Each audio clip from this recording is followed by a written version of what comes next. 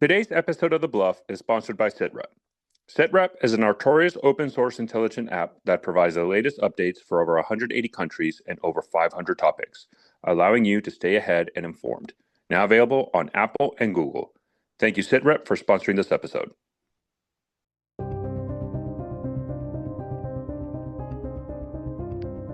Welcome back to the Bottom Line Up Front on Artorias podcast. I'm Matt.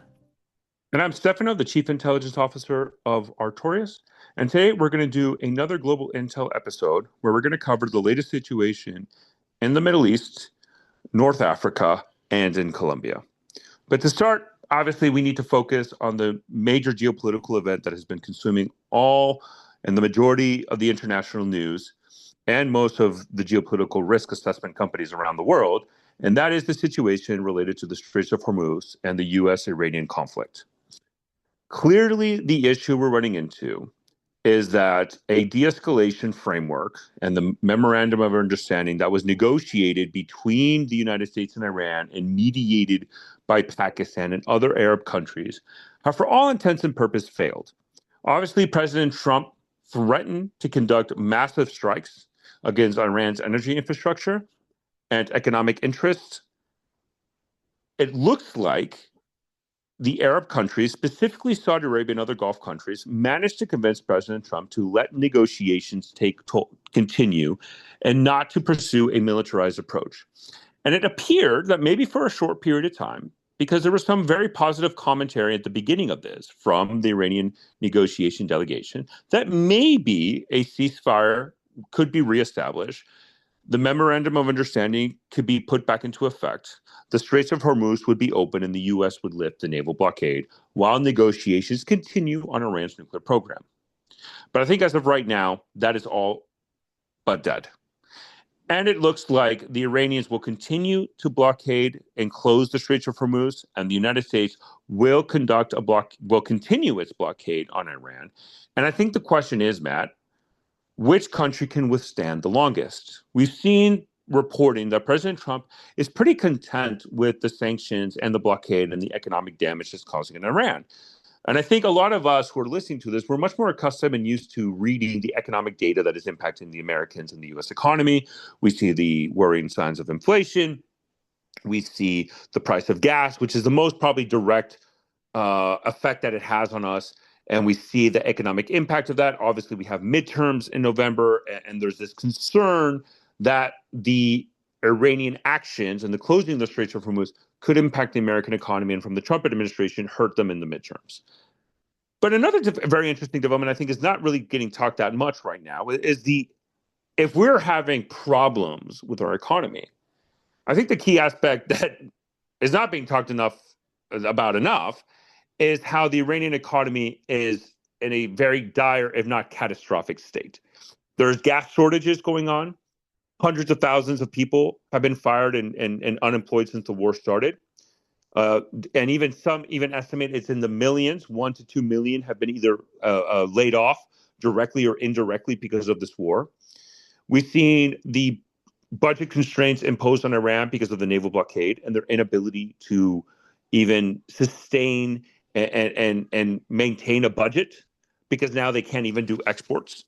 That has had a direct impact on the internal Iranian economy, where it appears that even the Iranian national oil companies' bank accounts has been seized by Iranian banks because of a lack of liquidity and ability to pay debt. And I think the Iranians are banking on themselves and this idea that they can manage the economic calamity and the catastrophe that is imposed on them through this resistant economy to just barely survive and maybe have their patronage network that supports key elements within the regime, and then leverage that support to basically suppress any possible, which has been very, almost to this point, very minimal, non-existent since January, protest or uprisings as we saw in January, to support the internal security apparatus of the Iranian regime, of the Islamic Republic. As long as those elements are supported, they can continue and outlast the Americans and the United States because of the price of gas and this idea that maybe the Americans have a lower tolerance for pain. It's important to note, though, that the administration has been very clear that they've received intelligence report that Iran is even having a hard time paying their soldiers. We'll see if the Iranians can withstand longer than the Americans. But it's just a very interesting dynamic that this is the situation. I think this is the new normal, right? We were talking about for a while, maybe the tit and tat strikes might become the new normal. It does really look like now this strategy of the blockade and the closure of the Straits of Hormuz is the new normal. I kind of jokingly said this in the background with some people. I kind of referenced this as the Bethel Doctrine, and named after the Secretary of Treasury, who actually, Matt, right before we started recording for this episode, which for our listeners is being recorded on Thursday, 13th of August, he said that there's going to be more sanctions, unprecedented sanctions against the Iranian economy as a result of this. And I think this is an economic first approach against the Iranian economy through sanctions and blockades to try to really cause the Iranian economy to collapse.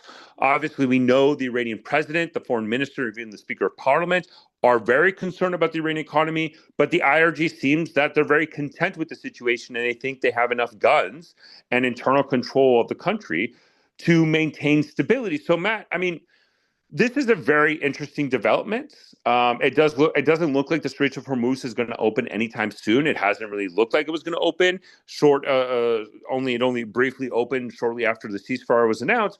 But it looks like both sides are trying to use economic pressure more than military might to achieve diplomatic outcomes that they couldn't achieve through conflict themselves.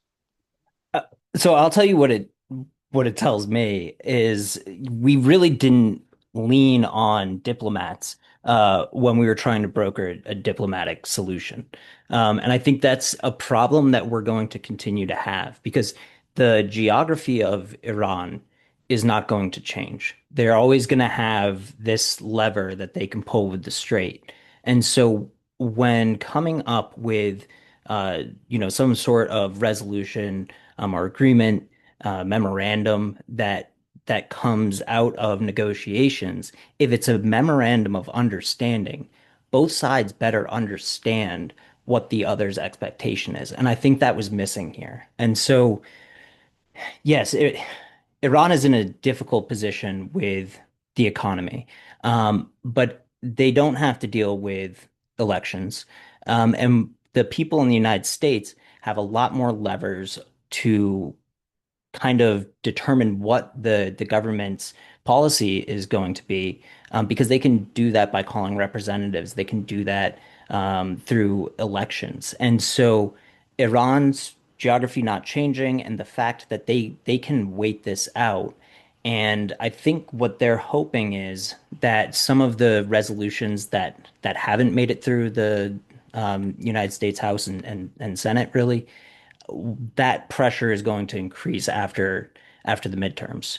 So, I mean, how much can you really squeeze the Iranian economy to a point where the IRGC is going to feel like they're losing a hold? And I think you kind of hit the nail on the head. They think they have enough guns and they think that they can ensure their security and their leadership, their faction of that government. But let me ask you this though, Matt. Let me give you my perspective on this. When I think Iran is overplaying their hand because this is a situation, right? I mean, Iran is not North Korea. Right now, you can make the argument, well, we've seen economic collapse like Venezuela and how the Maduro regime was able, and, Hugo Chavez and Nicolas Maduro were able to sustain themselves in power for very long times, even when absolute economic calamity happened. Because they were able, through the patronage network, to support the key elements within the regime to stay in power, right? I mean, Nicolas Maduro was close to getting overthrown, but he had enough, and especially foreign backers, to support him. But one of the things, though, is I think the difference, though, we have to look into is, right, Iran is not Venezuela, right?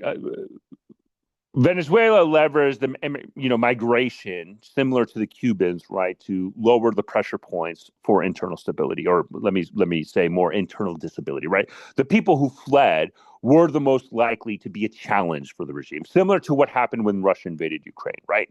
The people who can actually challenge the regime fled. We haven't seen that in the Iranian construct. It doesn't seem that has really been a development, right? If anything, this war, we haven't really seen a mass migration of fleeing. The other aspect, though, so that's kind of a little bit different when we're analyzing this But too. if I could just like Yeah, follow up on that quickly, because yeah. I think the point I'm trying to make is they don't have to hold out um, as long, or that's probably not their calculation. And so if they think that they can sustain through November and then reassess, I think they're going to do that. And I Right, don't see but any. here's the thing though. Here's the thing. November's the election is January, and then it's Congress. Right, it's the House of Representatives, the Senate. Right, they don't. Let's be absolutely clear here, Matt. Like Congress and the Senate have completely surrendered foreign policy to the executive branch. I mean, this isn't just Trump. I mean, this has been during the Biden administration. Trump won, Obama, Bush, Clinton. Like the longer we go, the more the imperial presidency is much more much more visible in foreign policy. But an overstep like this could be when we start to see the Congress try and claw that back, especially when it is this unpopular. And so that it's all, we'll see where we are after the elections.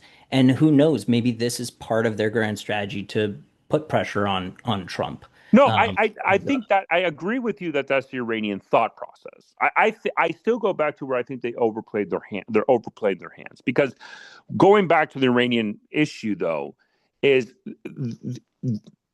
Iran's economy, although had a very long history of resistance economy, there was still a manufacturing component, right? There was still a consumer base. There was still a manufacturing base. Even when inflation was bad, even when the currency was devalued and depreciated, we still saw consumerism. We still had manufacturing, right? We even still had agriculture input. All that, for the most part, all that has grounded to a halt. That has fundamentally grounded to a halt because of the naval blockade. And even some countries are now hesitant and resistant to even try to expand land trade with Iran. Where even the Iranian, I think it was the Iranian Chinese Chamber of Commerce, right? The Secretary General of that, or the chairman of the Iranian Chinese Chamber of Commerce, said in Iranian media that the blockade is causing such a problem that they cannot replace it with land trade. And I think this is a fundamentally different conversation that is going on. Now, granted, I do believe the IRGC is banking on this idea that as long as they can pay enough people within the system and they have patronage networks, just as we saw in Venezuela, where corruption is able to fill the gaps because of the skyrocketing inflation that is going on right now in Iran. The idea I think that the IRGC have and some elements within the Iranian elite is we can withstand the United States. I just think that one of the key differentiating factors also is we've talked about this a lot in this episode. It is the fracturing of the IRGC. We're not in a situation where we're talking about just hardliners and pragmatists right now, right? Or the reformists and the hardliners. Even within the hardliners, there's all these varying camps forming. The death of Ali Khamenei has really opened a power vacuum inside of Iran. And the patronage network to support each other, not only the power influence and the political, infighting that is going on, but now the over reliance that these elements within Iran, specifically IRGC, is going to have to rely on these patronage networks, is going to increase tensions internally. What I think that the Trump administration is saying is we can lose the midterms. We can see gas prices go up. But in the end of the day, our economic situation is in a much better place. And our internal tensions, because we have elections, can be managed that way, something that the Iranians do not have. And I think, Matt, to kind of pivot this a little bit, that's why I think what we're seeing in Saudi Arabia is very interesting, because now what we're seeing is the Houthis and the pro-Iranian Iraqi groups conduct strikes into Saudi Arabia, right? The U.S. and Saudi Arabia announced recently that they conducted joint strikes against pro-Iranian groups in Iraq, killing dozens of Shia militia groups members or pro-Iranian militia groups members. There was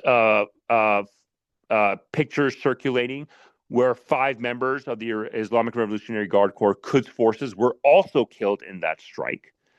And I think now Iran realizing they can't go toe to toe with the United States. They can't really go toe to toe entirely with the region. But if they can use the remnants of their groups in Iraq and their groups in the Houthis to conduct strikes against Saudi Arabia, maybe that's a different leverage point that they have that can mitigate the pressures that the United States is doing. So, yeah, I mean, I think that we specifically said at the end of one of the episodes to watch those two areas. But I also think it's important to keep in mind when it comes to the Houthis, like a lot of that is also being driven by the fact that the Saudis decide to strike the airport when the Houthi government officials were returning from the funeral in Iran after the initial round of U.S. strikes. And now, we have the UN warning that, and I think this is true if we're following it, that the civil war in Yemen is like closer to reigniting than it has been since April of 2022. And we saw 7 years of just horrendous fighting in that area. And so the destabilization that the United States has caused with the strikes on and the war with Iran, um, I think they've completely lost control of the situation. And there are just only so many things that can be juggled at one time. And I think, this is just another example of the situation becoming more complex. And just the last thing on the economic aspect in Iran, I wonder if we have a goal in sight of undermining the regime or the collapse of the regime because of the damage to the economy, because I don't think that they're going to go willingly. I think we end up with potentially an even worse situation.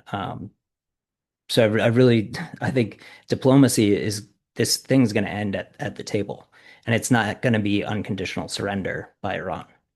No, I think there's a diplomatic aspect. I've said this in multiple spaces, and I think even this podcast. Do not underestimate, I think, the very high tolerance that the United States have if the situation in Iran deteriorates to the point where I'm going to say this here, where if there's a situation where the guns inside of Iran are pointing to each other, um, and internal conflicts continues to exacerbate or increase, I think the United States would not view that as a problem, and if anything, might view that almost as a desired outcome, however horrendous that sounds, because of the situation with the Straits of Hormuz. Um, but I mean, going to this conversation in Saudi Arabia and specifically in Yemen with the Houthis, I think there's two aspects that we need to look at in Iraq and in Yemen. In Yemen, it's very interesting. I agree with you. I think the civil war has basically already reignited in many aspects. I think it's at a lower intensity, but it has reignited. It's very interesting where the pro-Yemeni government has been releasing footages for over a week now, if memory serves me correctly, and it might have been a little bit longer, but we've seen it very consistently, almost on a daily basis, if not more. Utilizing drones, dropping explosive devices on Houthi members across the front lines, right? Very reminiscent to what we see in Russia, Ukraine, what we see in like the Mexican cartels. That is now a very daily occurrence from the groups affiliated with the internationally recognized government in Yemen against the Houthis. The Houthis have been launching drones and ballistic missiles against Saudi Arabia and the international government in Yemen. One of the systems that they use very heavily is the CAS-04. That's spelled KAS-04. I think a lot of people are much more used to the Shahed 136.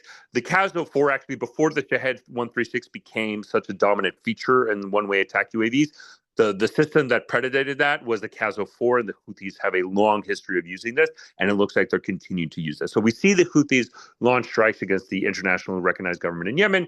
Against Saudi Arabia, we see responses. So I think the civil war has reignited in many aspects. I think what is lacking is this kind of maneuver warfare, ground warfare per se, and most of them is being much more utilized, done, and via drones. But I think the civil war has restarted. So I think that's one of the key aspects to look in.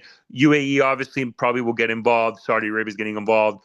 I know one of the previous episode we kind of talked about this new bloc that was forming. We'll get to there now. That's kind of this Mecca alliance. What's very interesting is I think the Yemen problem set has caused Saudi Arabia and the UAE to have a rapprochement in many aspects. I mean, obviously, UAE has been much more hawkish on Iran. Saudi Arabia started hawkish, but has been much more dovish now and trying to advocate for diplomacy. But it does look like that the situation in Yemen has caused a very much significant rapprochement between both sides. If you look at Iraq, before we go to the Mecca Alliance, one of the key aspects in Iraq is by September 30th, the government in Iraq has basically dictated to basically all these militia groups, the Popular Mobilization Front that served as a front for Iranian influence, these pro-Iranian groups in Iraq, has basically gave them in them to September 30th to turn in their weapons, right? All these Shia militia groups, pro-Iranian militia groups, they have until September 30th to turn their weapons. We've seen Iraq trying to launch operations and been very vocal and publicly stating that they will not allow these pro-Iranian groups to use Iraq as a launchpad to conduct attacks against Saudi Arabia, against Jordan, against other countries, because has been a very significant hotbed of operations against the GCC and other Arab countries. It's interesting. The Quds Force Commander Ghani was reportedly in Iraq recently, trying to advocate to see if they can slow down or kind of remove this conduit. They're trying to advocate that the U.S. presence in Iraq is one of the main reasons why they shouldn't do this. They also are trying to tell the Iraqis that if you remove our militia groups inside of Iraq, that is going to be a detrimental impact on our influence within the region. The U.S. is is going full steam ahead in withdrawing its military presence in Iraq, similar to what they did in Syria. I think that they view the counter ISIS campaign as a success, and they view their presence in Iraq and Syria as now much more of a liability because of the Iranian groups there. And if they can remove themselves from that area, that then enables them to have a stronger diplomatic and soft power approach for the Iraqi government to advocate disarming these militia groups. So I think those two areas are very important to analyze and look into. Before I go into the Meccan Alliance, Matt, I saw you on mute, so I'd love to see your take of anything I said.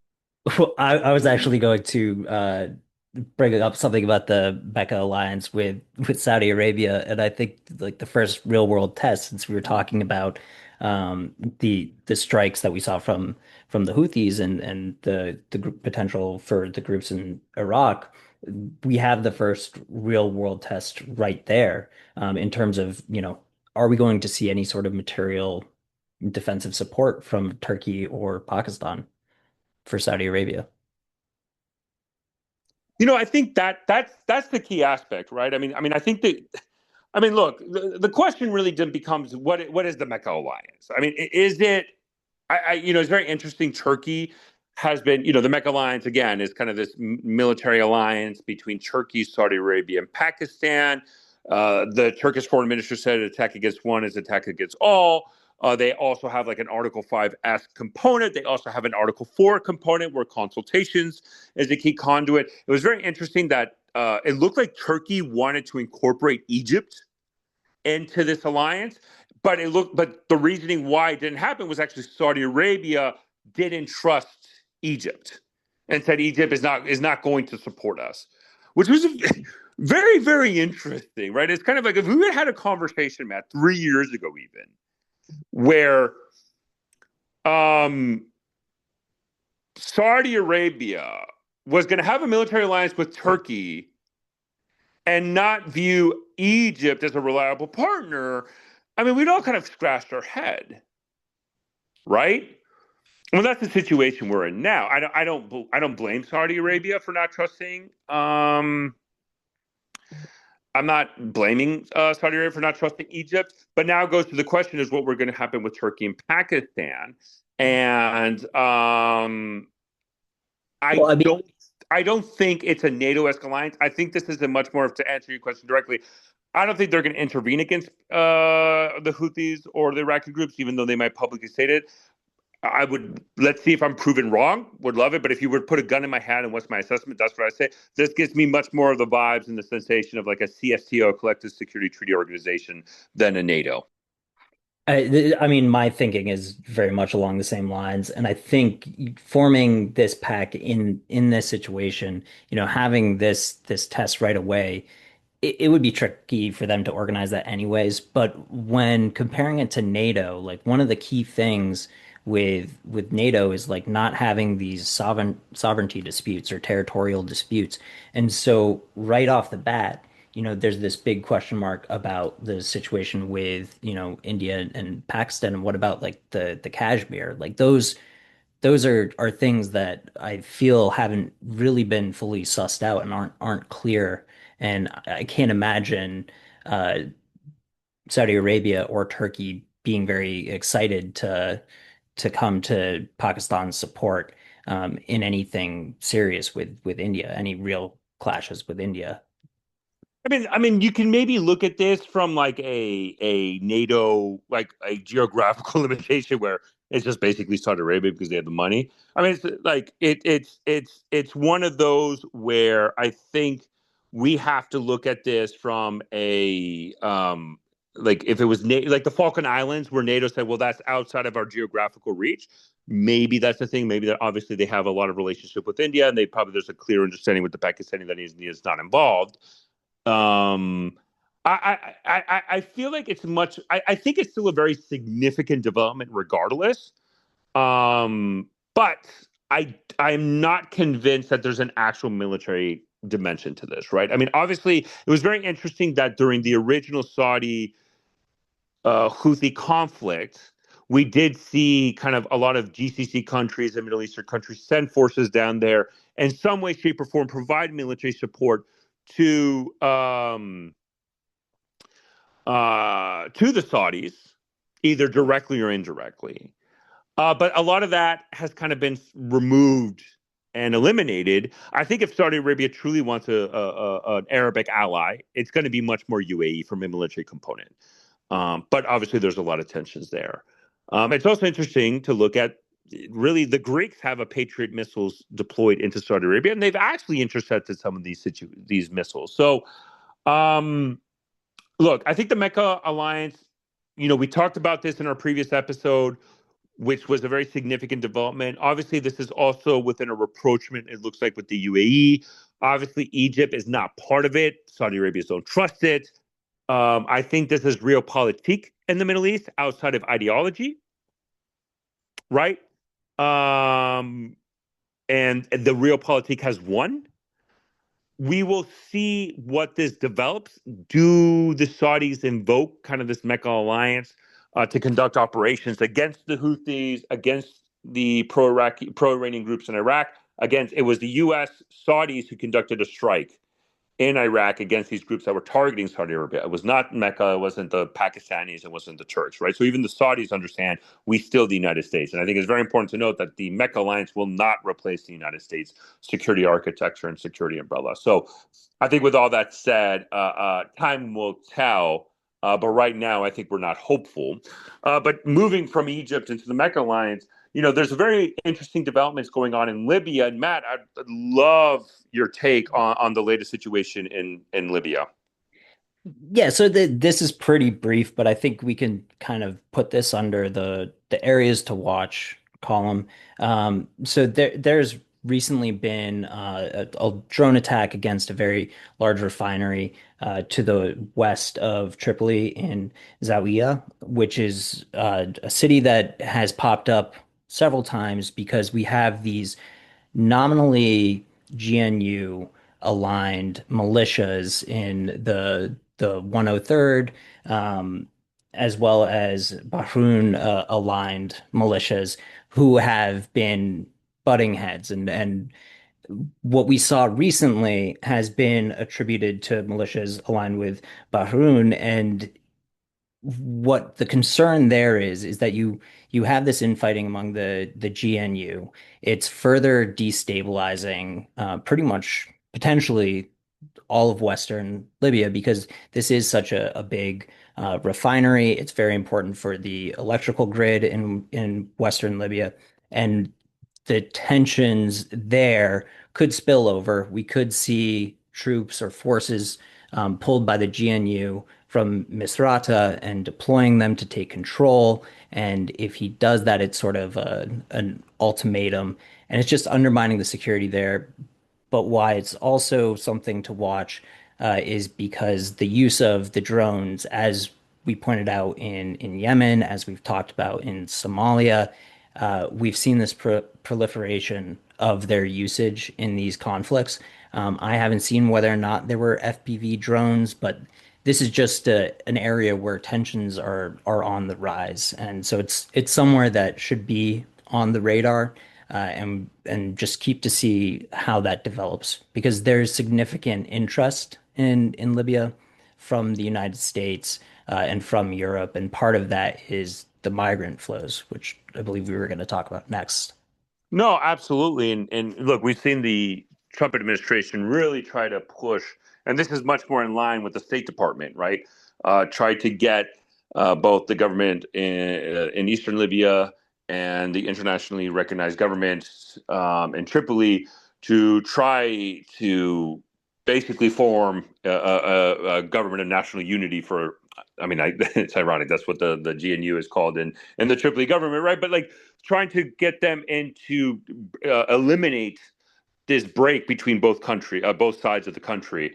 And this has been a huge effort of the State Department. We've seen the U.S. envoys from Africa and in Libya really push a lot of diplomatic efforts, and very interestingly enough, leverage Haftar's son as one of the conduits in the eastern side of Libya when the factions there with Haftar to see if they can use and leverage that relationship to end the infighting and the division that we've seen in Libya. And so I think the situations you're bringing up is one of the key concerns is that has a spillover effect. Obviously, Libya has a very important aspect, not only from a counterterrorism perspective, a natural resources and gas with everything going on in the Straits of Hormuz, but as you said, migration, and that kind of goes to the next aspect of the situation we saw last week in Ceuta, the Spanish enclave on northern Africa that borders Morocco.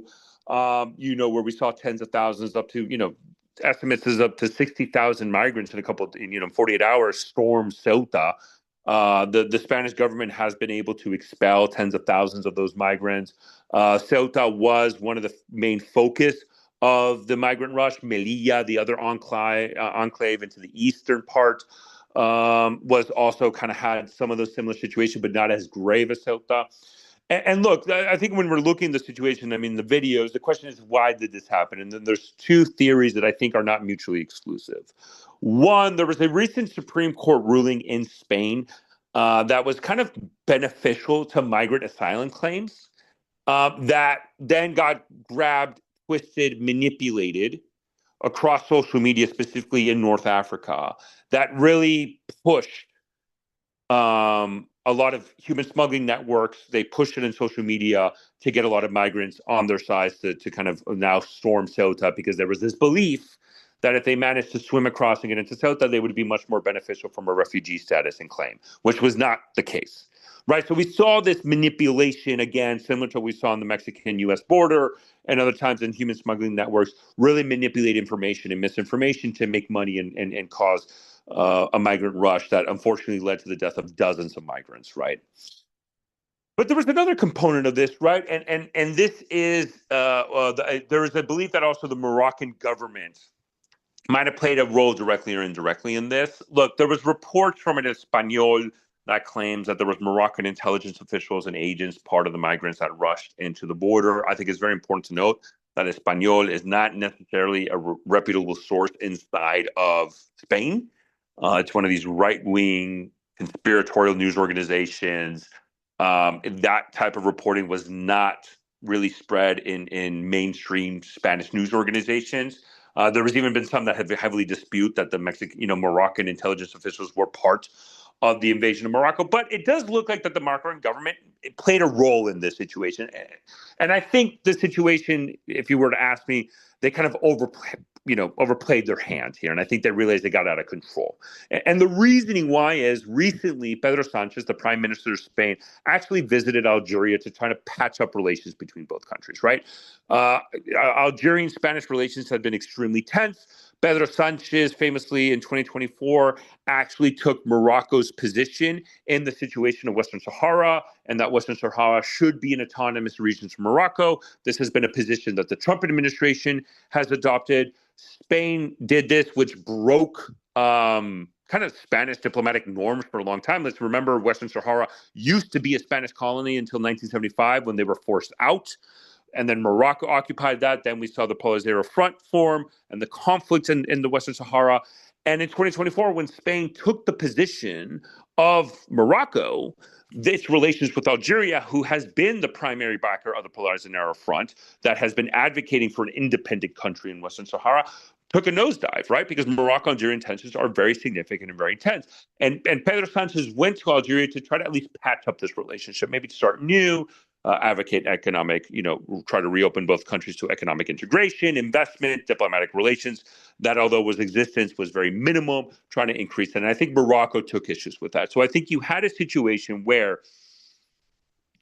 this misinformation spread because of the Supreme Court ruling that these human smuggling networks took advantage of. I think Morocco saw the situation with Algeria and wanted to send a message to Spain, as they've done in the past, and as Turkey has done with the European Union, that, hey, if we're not happy with your policies, we'll just look the other way with migration. I think Morocco took a similar approach because they've done this before. And I think what happened is it got so out of hand that the Moroccan government, because there was videos showing the Moroccan police doing nothing and, if anything, assisting migrants to go over, that the Moroccan government said this is unacceptable, this is unsustainable, because Morocco realizes they need the European Union more than anybody else for their economic and geopolitical interests, that they then decided to clamp down and be very, very helpful in Spain. And when Spain would quickly expel migrants, the Moroccans would accept them, right? I mean, the Morocco didn't put a wall in preventing expulsion of migrants back into the country, and they assisted that. I think the situation in Ceuta showed much more disintegration within the European Union than anything else.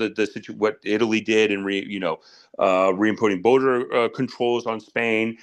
We saw other European countries take a similar approach. Pedro Sanchez called them out and said, when you had migrant surge, when Greece had migrant surge, much worse and much more than we didn't do that. Nobody did that. But when Spain suffers this in Ceuta, which isn't mainland Spain, by the way, that is, Ceuta does not fall within that Schengen area.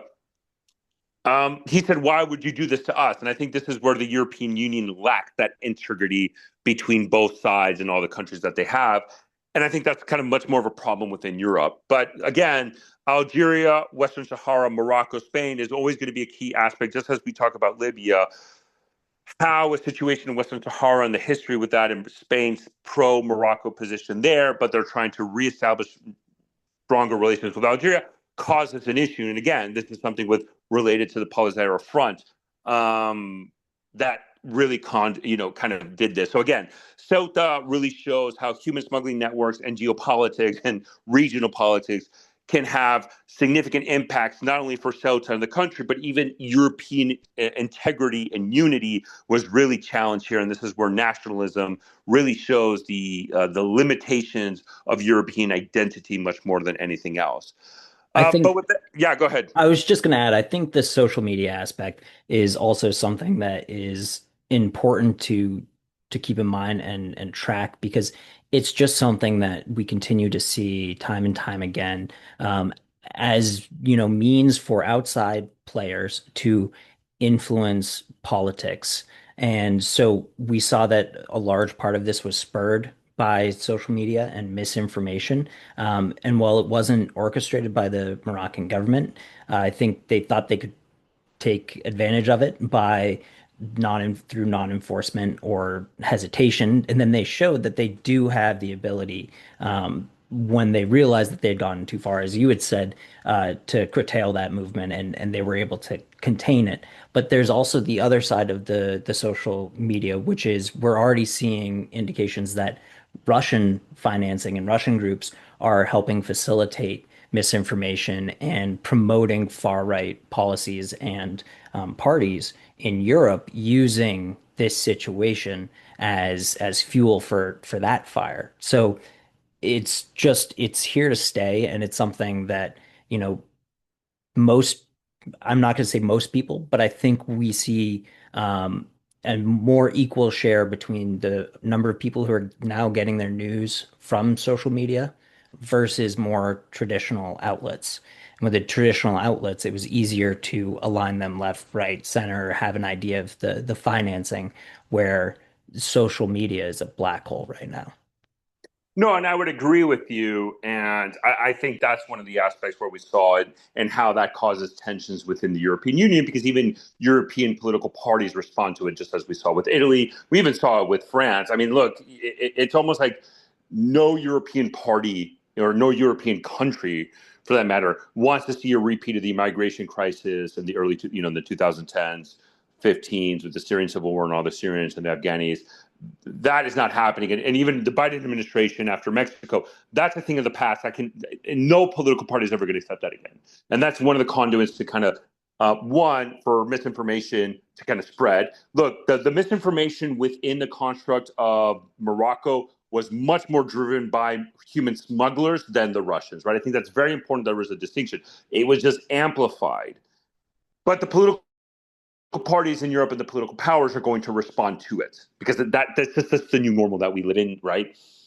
And so I think that was a very strong situation. As you rightly point out, when Morocco got their shit together, they responded quickly because they realized they need the Europeans and they need Spain. And I think the last thing Morocco wants to do is lose the Spanish support to their position in Western Sahara. And the fact that the Trump administration also supports them. It's very interesting how the Trump administration had used this as a cudgel in a way to blast Pedro Sanchez because they view him as a political opponent rather than a NATO ally, right? And so And this is kind of the internationalization of the right left divide that generally was viewed much more domestically has now kind of taken this much more international component to it in the democratic world, right? You don't really necessarily see that in authoritarian countries. As long if they're anti-Western, they don't care if they're right, left, right, center, agnostic, technocrat, Islamist. They don't care. That they don't care. But if you look at the democracies, Latin America, Europe, the United States, even in Asia, there is that left-right coalition that kind of coalesces and forms, and that very much interestingly, I think Matt, I know we kind of planned this. I think we need to do another full episode on this. We kind of talked about this briefly. Well, I mean, we talked about this in a full episode about Latin America. I think we need to do a full new episode about this because this left-right divide is very visible right now in Colombia with the new president kind of coming into power, declaring war on the gangs, the FARC, the ELNs, the drug trafficking organization. There has been another earthquake that impacted Colombia that caused significant amount of damage and casualties, not as significant as Venezuela, but still very, very problematic. The United States has said they're going to give them money, military support. Pete Hegseth, the Secretary of War or Secretary of Defense, said now the U.S. is authorized to conduct combat operations inside of Colombia. Ecuador continues with the strike in the Galapagos against a fishing vessel that kind of killed a lot of people. But I think Colombia. I think we need to do a full episode on the kind of the situation in Colombia and South America again, because the president there now has declared war, and the U.S. is rushing into this and solidifying their position in South America. So the the earthquake might have paused a little bit, but he came in gun blazing, and he's not going to end. yeah, I mean, so we've seen this end quickly, when the new administration comes in, they end this idea of total peace. I think with the United States backing, um, they're going to be capable of making significant tactical gains against these armed organizations. What I think we'll want to examine in that next episode that we do on Colombia is whether they can go from sort of clearing out those organizations to a situation where they can take back territory, hold the territory, and reassert governance into that territory. Because without that, I think, that underlying security problem will just remain right below the surface.